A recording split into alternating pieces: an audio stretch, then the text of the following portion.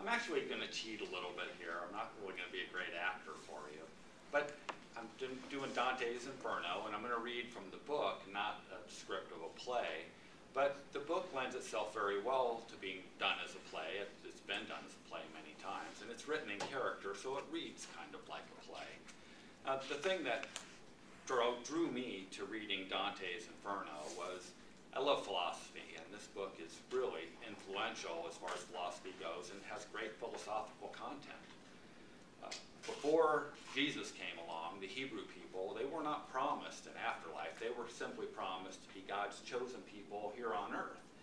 And so when Jesus came along, he had this promise of an afterlife. But he didn't do a very good job defining what afterlife really is. So for the next 1,300 years, the Catholic Church struggled along and tried to figure out, what is this afterlife? And then 1,300 years later, Dante came along and wrote this wonderful classic book, Dante's Divine Comedy.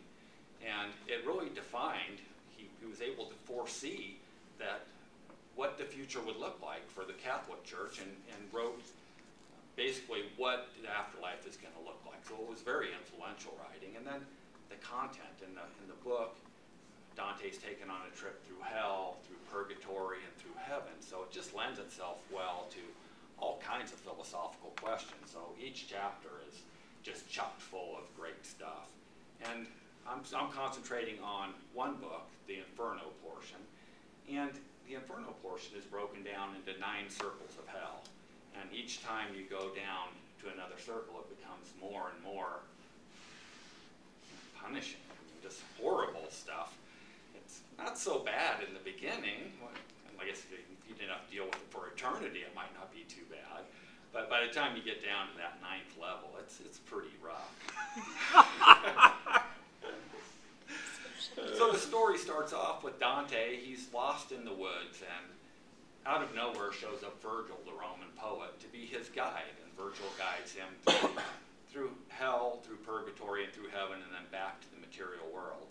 So one of the questions I always had was, Jesus came along and said, you have to be baptized if you're going to go to heaven. And I thought, well, there's a lot of wonderful people on this planet who've never been baptized. What happened to those folks?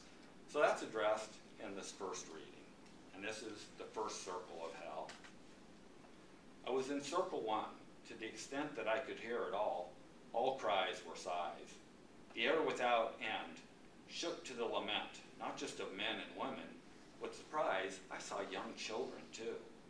Why were they sent, I thought. And once again, my master saw into my mind and said, you do not ask who these ones are, why here and by what law. I'll tell you before we resume our task of pain without sin. But though they be ever so virtuous, no unbaptized souls are exempted from this penalty. And if they lived before his Son, they prized God insufficiently. I was one of those. For such defects and for no crime more grave, we're lost, for something left undone. We're doomed to live without hope for all time.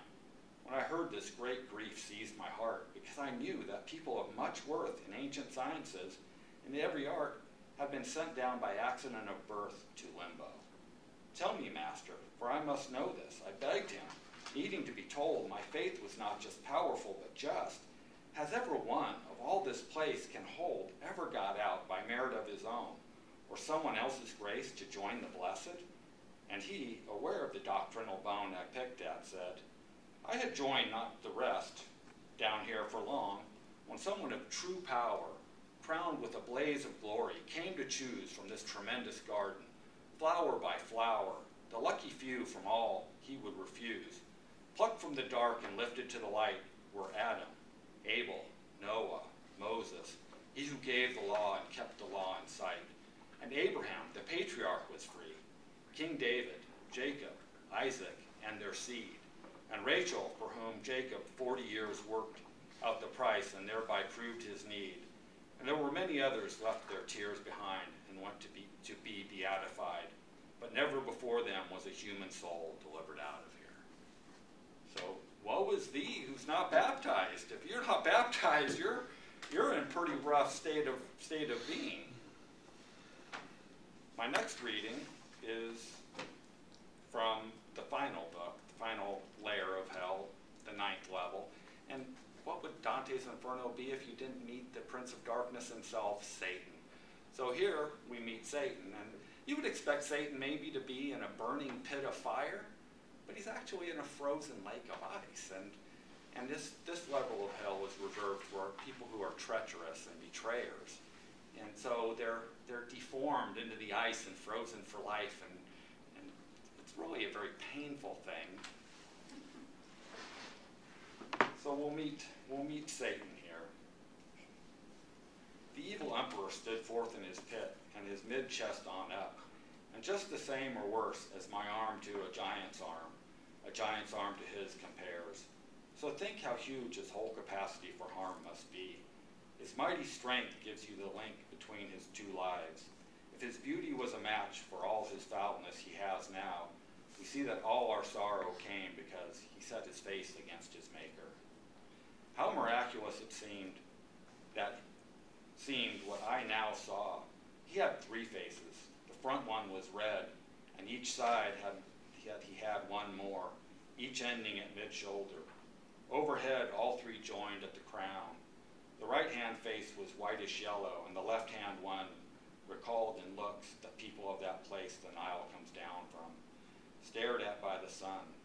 Between each face, two giant wings emerged, of the size to suit so big a head, and sails at sea I never saw like these.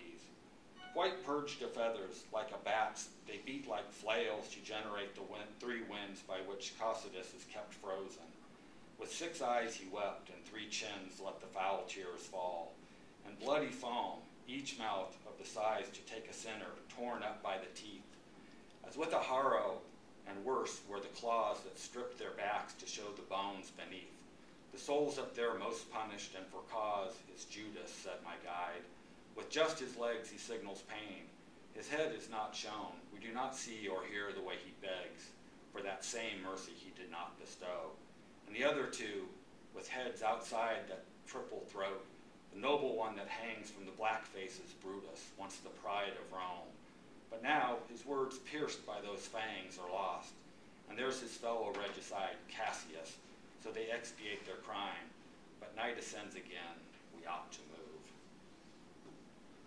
So Brutus and Cassius are the slayers of Caesar, in case you didn't realize that. But there you have it. The Prince of Darkness at his awful best.